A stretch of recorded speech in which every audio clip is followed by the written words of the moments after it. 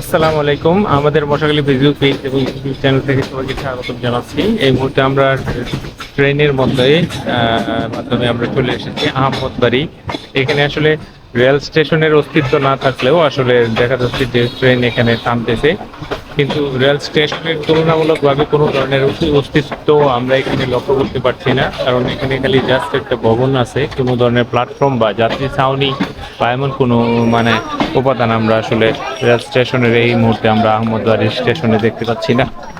যদিও কালের বিবর্তনে আসলে এই স্টেশনটাতে আসলে তেমন কোনো প্ল্যাটফর্ম বা যাত্রী ছাউনি নেই। তো না থাকার দরুন তো এখানে যে আশপাশের যে অবস্থা সেখান থেকে স্টেশনে গুটি কয়েকটা লোকাল ট্রেন আসলে এই রেল স্টেশনে হয়তো দাঁড়ায়। তো এখান থেকে আজকে আমি আপনাদেরকে যে রেল স্টেশনটা দেখাচ্ছি, এটা একটা রেল স্টেশন। তো এই স্টেশনের কোনো প্ল্যাটফর্ম নেই, কোনো ট্রেন এর টিকিট কাটার কোনো ব্যবস্থা নেই, নেই কোনো স্টেশন মাস্টার, নেই হচ্ছে এই প্ল্যাটফর্মের কোনো ধরনের অস্তিত্ব। কিন্তু প্রতিনিয়ত লোকাল ট্রেনগুলো এখানে থামতেছে এবং এই হচ্ছে বিশ্রামাগার এবং স্টেশন মাস্টারের কার্যালয়। প্রতি কয়েক মিনিট হয়তো আসলে এখানে ট্রেন থামে, হয়তো লোকাল ট্রেনগুলা যাত্রাপথে হয়তো দুই একটা বিরতি দেয়।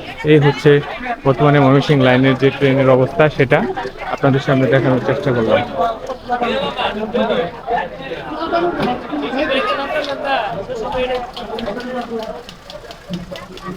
তো ভালো থাকবেন সবাই, সবাইকে ধন্যবাদ।